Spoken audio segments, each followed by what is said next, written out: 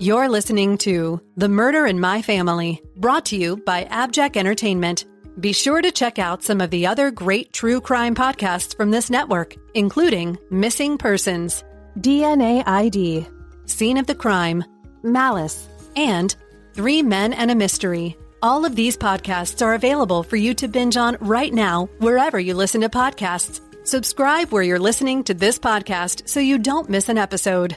The views and opinions expressed by guests on this podcast do not necessarily represent those of the podcast, its host, or sponsors. If you would like to discuss the murder in your family on this podcast, please be sure to visit themurderinmyfamily.com for more information. You can support this podcast by visiting patreon.com/themurderinmyfamily. This episode may contain unsettling material or subject matter. Listener discretion is advised.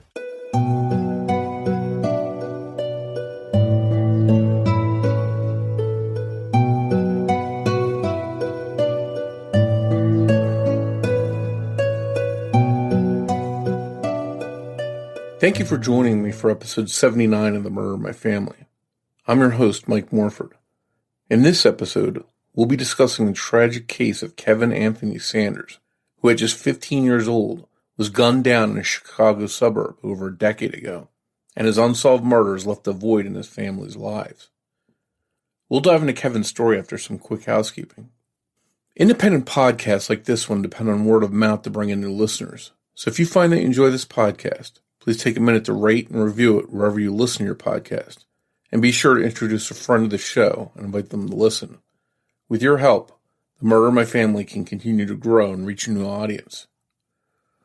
To learn more about the show or the cases we discuss, please visit themurderinmyfamily.com. You can also find us on Twitter with the handle @MurderMyFam, or by searching for the Murder in My Family podcast on Facebook. If you'd like to support the show through a Patreon donation, it's always appreciated, and you can do so by visiting patreon.com/themurderinmyfamily. Benefits of supporting the show on Patreon include early access to ad-free episodes of the show, plus bonus content not heard in regular episodes. Support may also include thank you cards, stickers, and more. If you prefer to, you can also support the show through a PayPal donation by visiting paypal.me/themurderinmyfamily. In each episode, I'll give shoutouts to any new supporters. In this episode, I'd like to thank Mary Fildo, and thank you to all of the supporters that generously donate to help keep the show growing and improving. One last note, please consider supporting any of the sponsors that you hear on The Murder in My Family, the way that those sponsors support the show. It's with our sponsor support that the show can go on and continue to provide a platform to share these stories with you in every episode. Thank you, and now on with the show. Chicago, Illinois has always been a booming industrial city. Chicago has groundbreaking architecture with one of the world's tallest skylines, historic buildings, many famous statues, and public works of art, and once had vast underground tunnels for mail, merchandise, and coal deliveries. Today, however, Chicago is widely known for its high violent crime rate, specifically the rate of homicides involving firearms and gang activity. Unfortunately, Rosa Sanders knows this all too well. Her son Kevin was murdered at just 15 years old. He wasn't out getting into trouble. He wasn't committing any crimes. He was killed while he simply was taking out the trash at his family's home in a Chicago suburb called Cicero. What's unknown is whether Kevin's murder was random or whether he knew his killer. Kevin Anthony Sanders was born on September 9, 1995. He was upbeat and cheerful. Friends remember him as a fun person to be around. He was a great big brother, and he was known to be very protective of his younger sister, Taylor. He had a great sense of humor and loved to pull pranks on family and friends. He was athletic and grew up playing sports like basketball, football, and baseball. But he really ended up loving basketball, and he was actually a genuine talent in the sport. His mother Rosa recalls being told he would be the next Michael Jordan. Most people know that Michael Jordan is probably the best basketball player of all time. But since he was a Chicago Bull, that comment meant so much more. Pretty much every little boy in Chicago since the mid-90s had wanted to be the next Michael Jordan.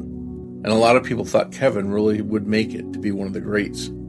On Monday, November 22nd, 2010, at around 5 p.m., Kevin took the trash out and never came back inside.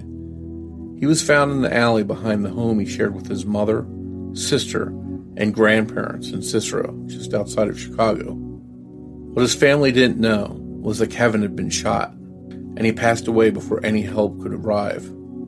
He was just feet away from his own door. Witnesses reported seeing a red van flee the scene, but its license plate wasn't recorded by anyone or captured by cameras. 2 teenage boys were also possibly seen in the area around the time Kevin was murdered. Cicero officials believe that Kevin was somehow involved with gangs. He had very recently stopped participating in the Juvenile Improvement Program, which is an intervention program that aims to keep children away from gangs and violent crime.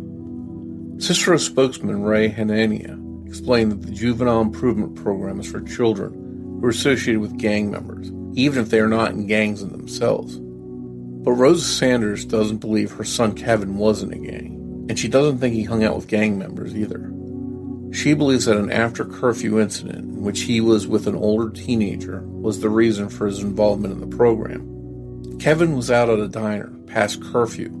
He was still a minor, but the friend he was with wasn't. Something happened with that individual, and Kevin seemed to get wrapped up in it. Friends of Kevin's agree that he was not involved with gang members and wasn't a member of any gang. One friend did admit that Kevin had started to skip classes that he didn't like, and maybe that's one more reason a city program may have wanted to try and steer him toward the right path. The belief that Kevin may have known gang members hasn't stopped law enforcement from trying to find his killer.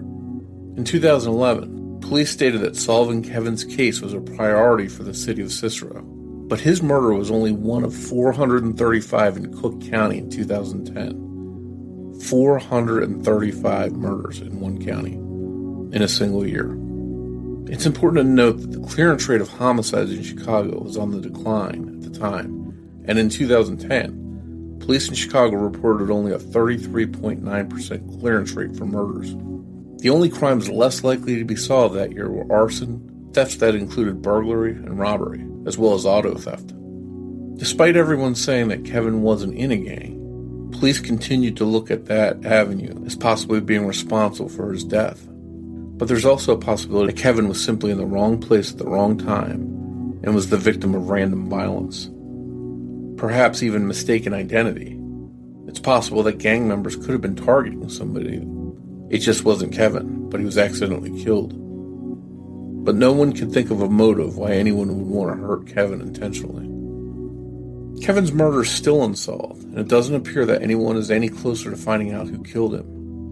The 2 boys who may be involved are unidentified, and all that is known about the red van is that it was in the area at the time. It's been almost 11 years since Kevin was murdered, and every day his mother and siblings wish he was still with them. His younger sister, Taylor, was absolutely traumatized by Kevin's death and the circumstances surrounding it. Rosa will never forget the feeling of unreturned text messages from her son, or coming home to a house surrounded by law enforcement vehicles and EMTs. As we talk about in many episodes, these murders have ripple effects, and this is clearly evident for Kevin's family. Cook County Crime Stoppers has offered a $1,000 reward for information leading to an arrest in Kevin's case.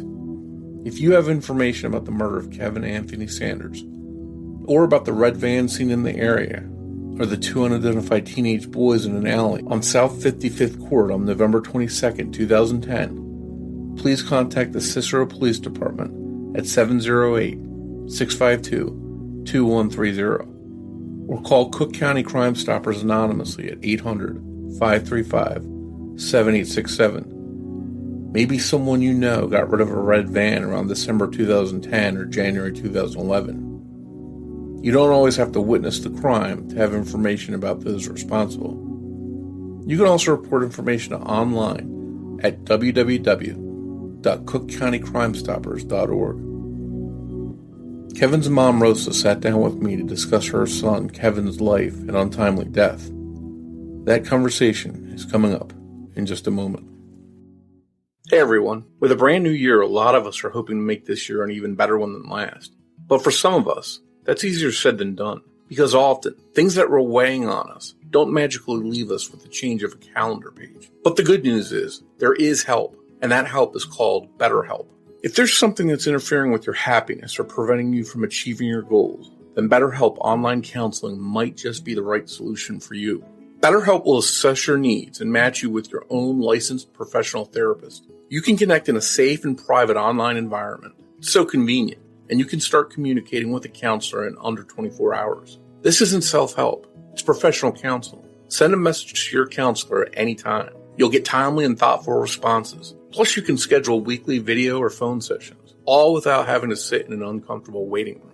BetterHelp can assist you with so many things, from depression, stress, and anxiety, to family conflicts, sleep issues, and more. Anything you share is confidential. And while BetterHelp isn't a crisis line, it is convenient, professional, and affordable. In fact, so many people have been using BetterHelp that they're recruiting additional counselors in all 50 states. I want you to start living a happier life today.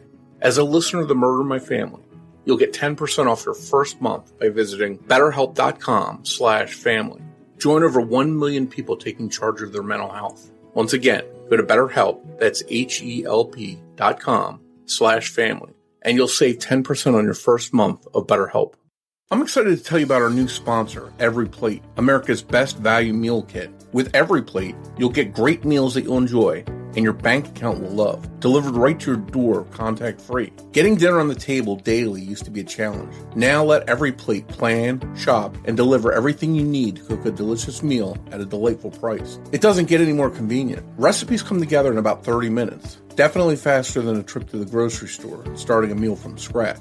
At first, I thought, how could it be possible for delicious meal ingredients to conveniently be delivered to your door, and at the same time, have it be more cost-effective than shopping locally on your own? Well, I tried Every Plate, and I'm here to tell you that it is. Think of it this way. One meal from Every Plate is the same price as 1 cup of coffee. Conveniently delivered to your home at a great price is one thing. But how do Every Plate meals taste? I can assure you they taste amazing. I tried the pork and pineapple tacos and the caramelized onion burgers, and both meals were out of this world. My family and I had great meals that were easy to prepare, and with the money we saved, we took the kids out for ice cream. I'm happy to share with you the great news that as a listener of the Murder in My Family, you can try Every Plate for just $1.99 per meal, plus an additional 20% off your next 2 boxes by going to everyplate.com and entering code FAMILY199. That's up to a $100 value, so don't wait to try Every Plate today. You won't regret it. Once again, try Every Plate for just $1.99 per meal, plus an additional 20% off your next 2 boxes by going to everyplate.com and entering code FAMILY199.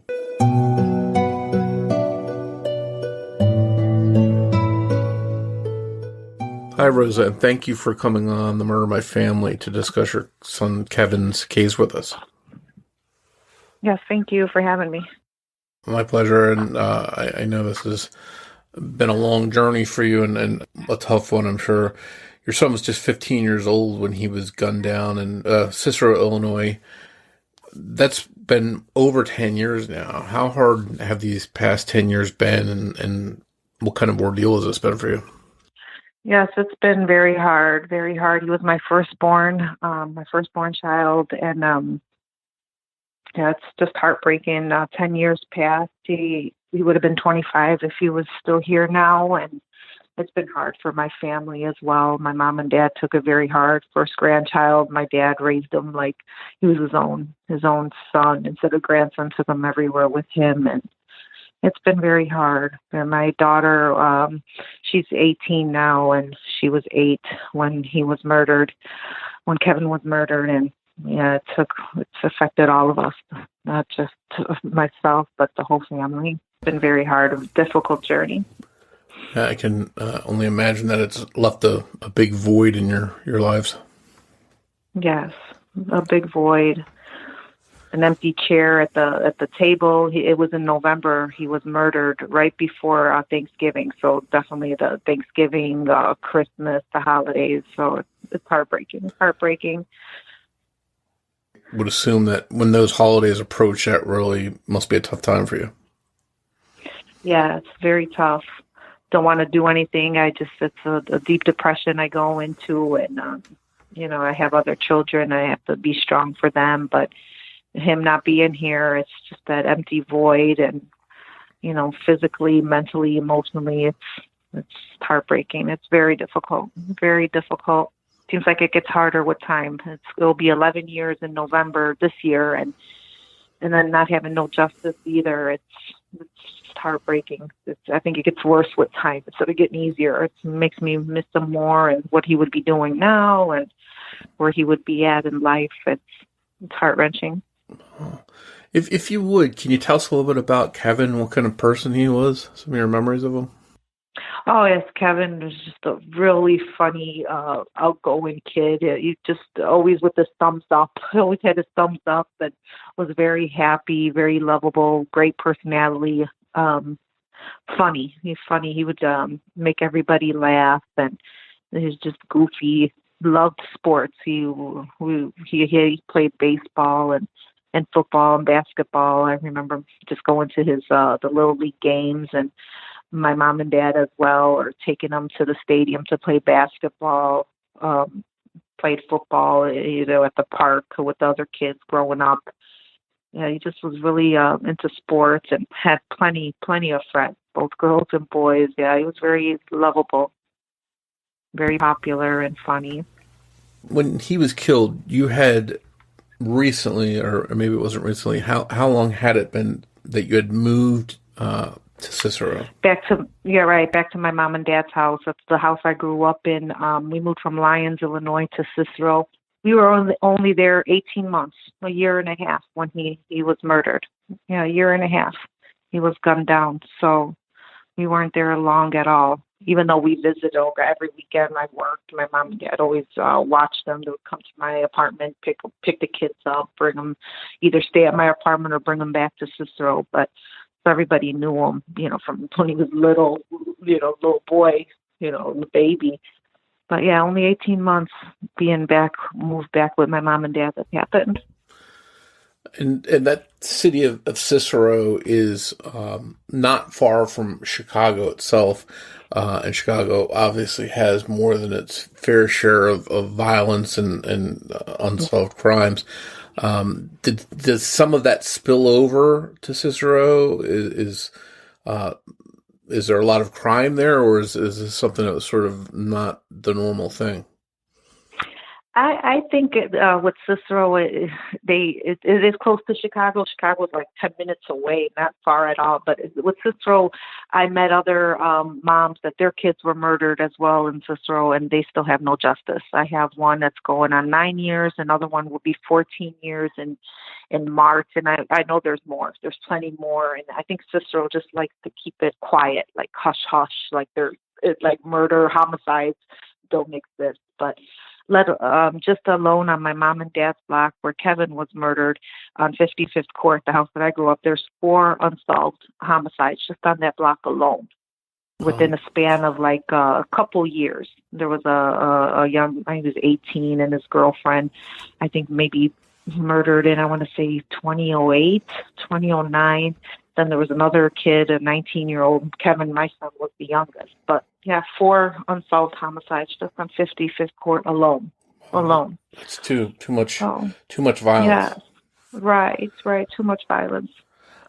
Let's go back to that day in November 2010, November 22nd. How did you get the news? How did you find out that something had happened? Can you sort of walk us through that day? Yes, I was at work. I worked at that time with kids in the foster care system. I was at work, and it was raining out. Raining, gloomy. It was November, dark outside already. Trying to get a hold of Kevin on his cell phone, and wouldn't answer. Text him, nothing, no response. And I know that's strange. He usually picks up or texts back. So I had a feeling maybe something happened. I was, not feeling good about it.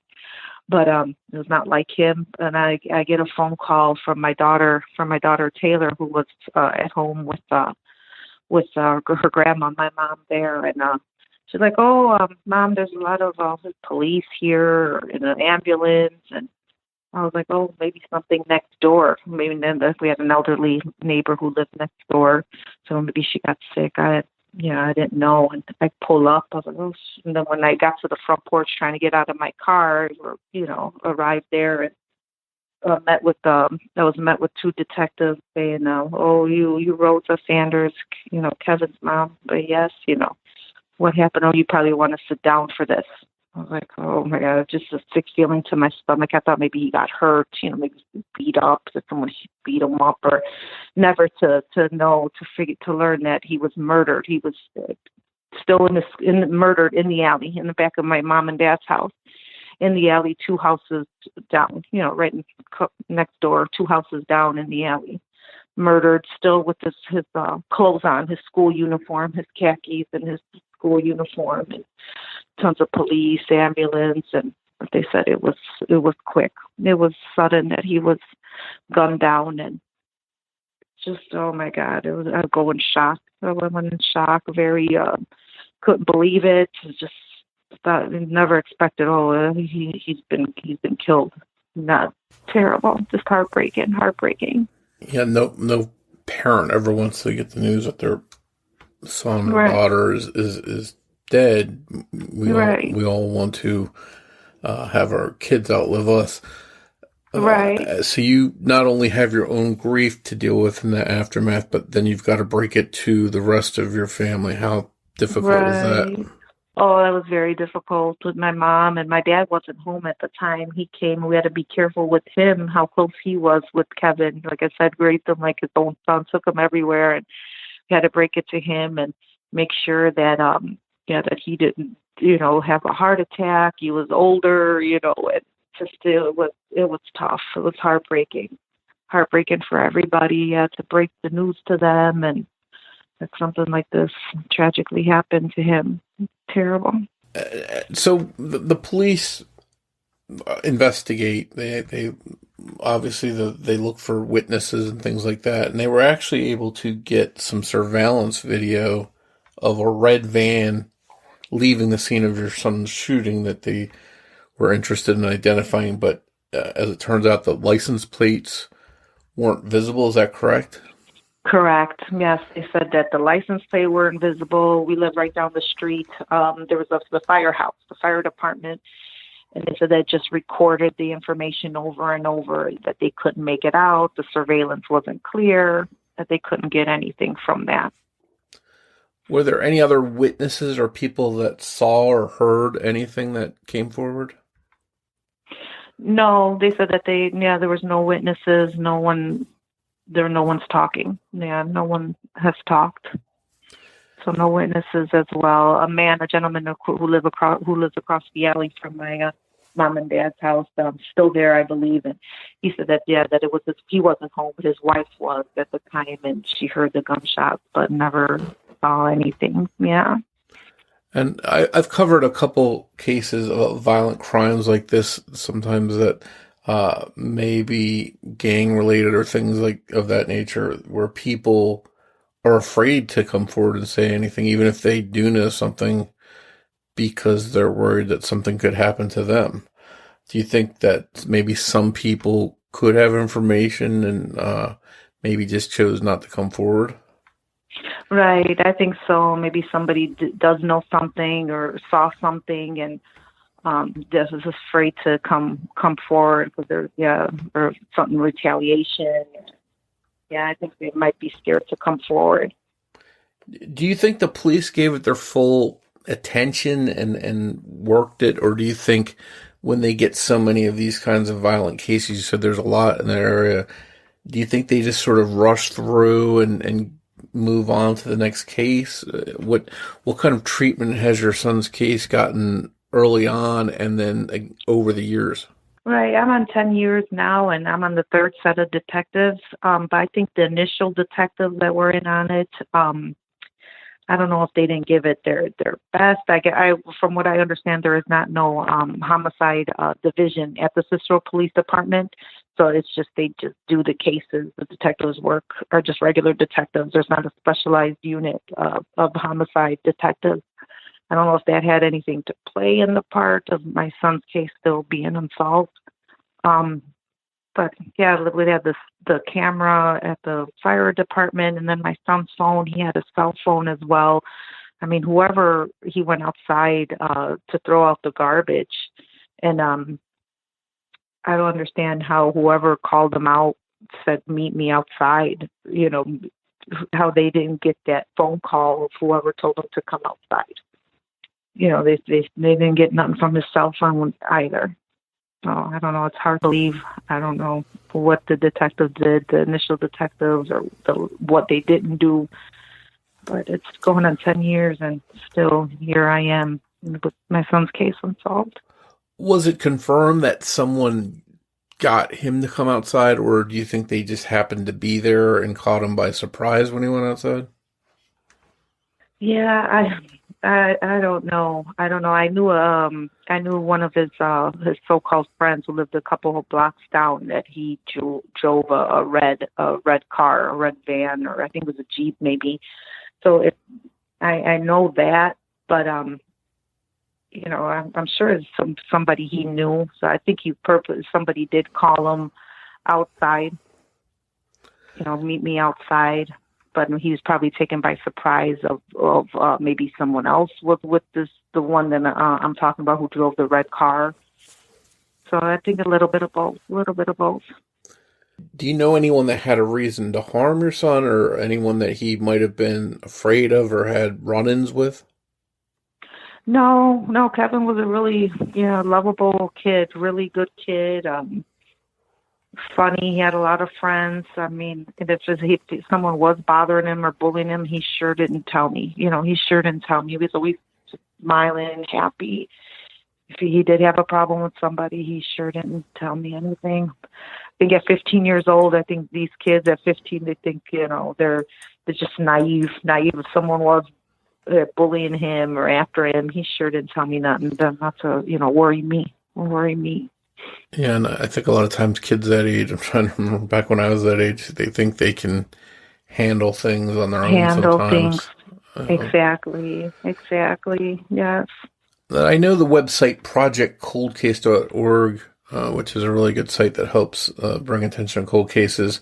They did a piece on Kevin's case, and they mentioned that Kevin was taking part in something called the Juvenile Improvement Program, a program that helps troubled teens, and that Kevin reportedly was dismissed from the program only a couple days before he was killed.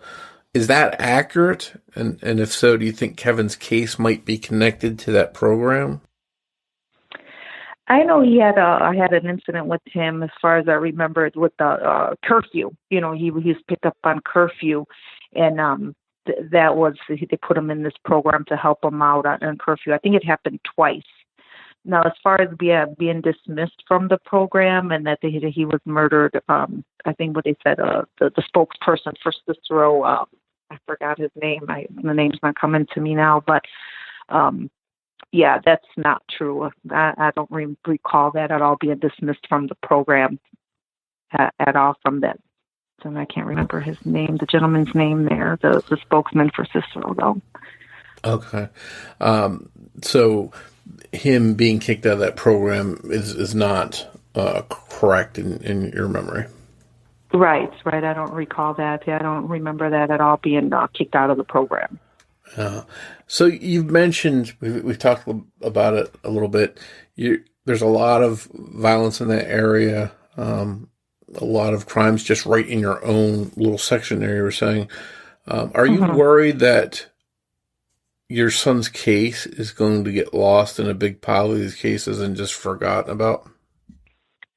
Yeah, I still hold on to hope that, that the case will get solved. I'm a religious person. I'm holding on to hope, but it's hard. It's very difficult. I hear cases sometimes 20, 30 years and they find the accuser, but yeah, it's tough. I do worry that it's just never going to get solved. I'm here at 10 years and nothing.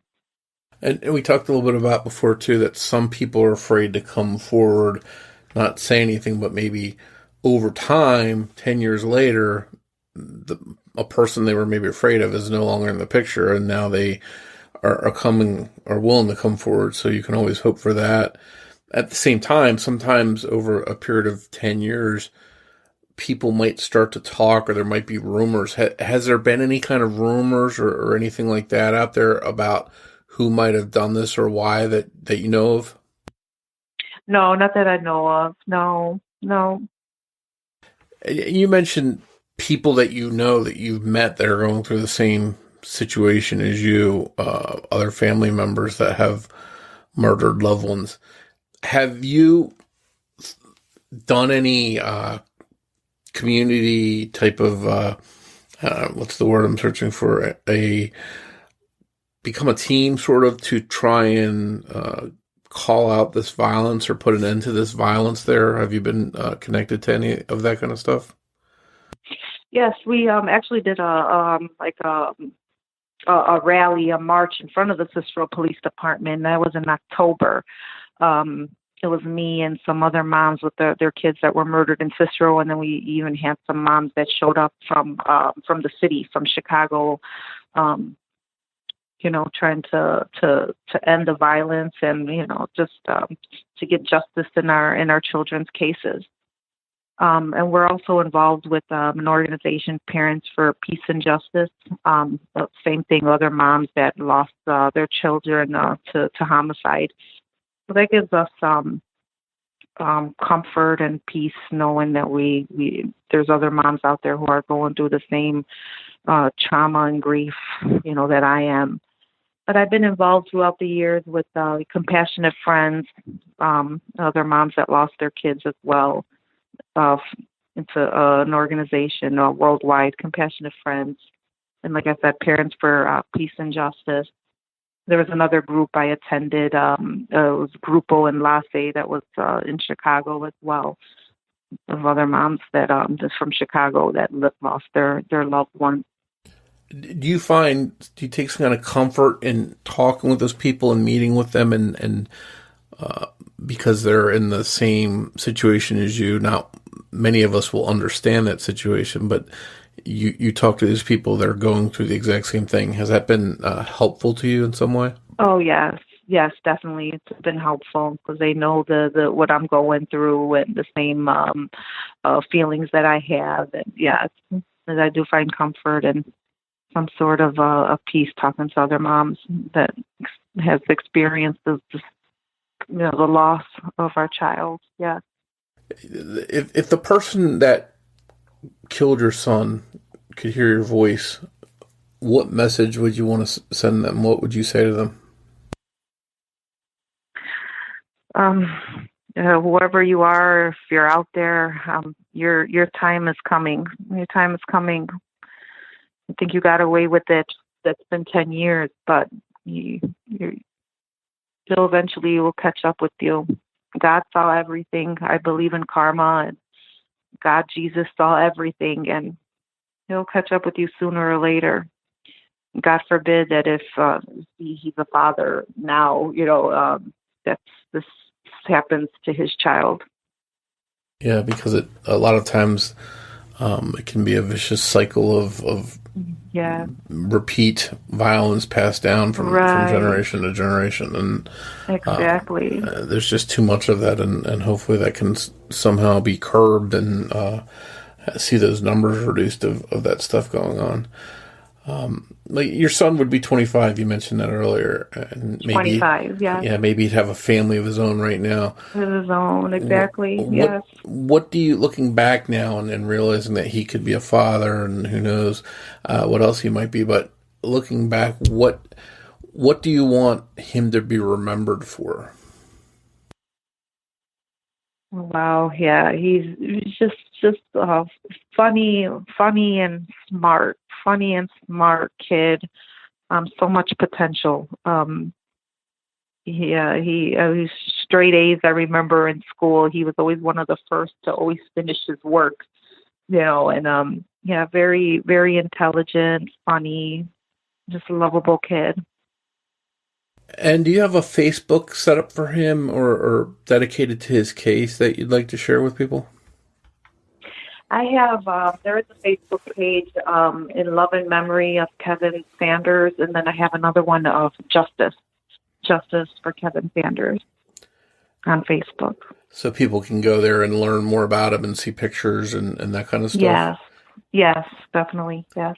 Do people ever give you try to give you any kind of tips or information or theories or anything? Or? So it's mostly people will like the page, and then sometimes I'll hear from his friends, like from middle school, just like memories of what they remember, that they miss him and what they remember of him from school. But as far as the tips of what happened or information, no. I even reached out to ask some of his friends that I'm friends with on Facebook if they know anything, if they heard anything. No, I always get no. If they did, they would tell me that nothing. And is there a phone number for police? Who should people contact if they think they have information to help the investigation? Yes, the phone number of the Cicero Police Department is 708-652-2130, and that's Detective Mario Alegria. Is the current detective on the case now, Detective Mario Alegria. And is there a reward being offered in the case? I think from Crime Stoppers, but back from the beginning, it's $1,000 reward. With Crime Stoppers and St. Sabina, there was a $5,000 reward that was set back in the beginning, 10 years ago.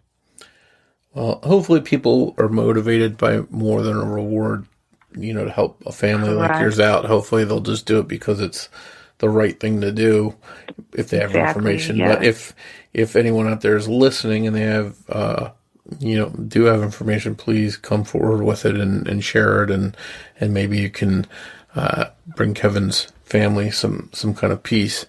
I know this has been a long 10 difficult years for you, and I appreciate coming on and sharing Kevin's story with us, and I hope you get the answers that you've been waiting for. Yes, thank you, Mike. I hope this works. It's it's been a long journey, and I don't want no other parent to go through this, but it happens, and it happens daily. This violence is bad. It's out of control. It's terrible. Thank you once again for joining me for this episode of The Murder of My Family. I'd like to thank Sonny Landon for writing and research assistance in this episode. As we wrap up, I'd like to play a preview of a brand new podcast called Criminality, hosted by my friends Melissa from Moms and Murder and Rebecca from Dialogue. Be sure to give it a listen. We'll be back here soon with an all-new episode of The Murder of My Family, and I hope you'll join me for it. But before you go, remember that every murder victim means something to somebody. Hey guys, Melissa from Moms and Murder here, inviting you to check out my new show, Criminality, where I'll be taking a look at crime and reality TV with my co-host, Rebecca Sebastian. Hi friends, I'm Rebecca, host of Dialogue, a true crime conversation. Face it, we all love to hate reality TV because what's better than escaping your dumpster fire of a life than watching someone else's? Join us as we discuss everything from a teen mom with feathers in her hair to a 90-day fiance who enjoys a box of matches, and we may just call Nancy Joe while wearing our best pair of little brown BB shoes that only cost $29. And we can't forget the true crimes of the Real Housewives. Guys, they all have mugshots. That's where I'll be lending my expertise. We'll break it all down for you every other Friday beginning February 12th, 2021. So go to criminalityshow.com and subscribe wherever you listen to your podcast. Criminality, because loving reality isn't a crime.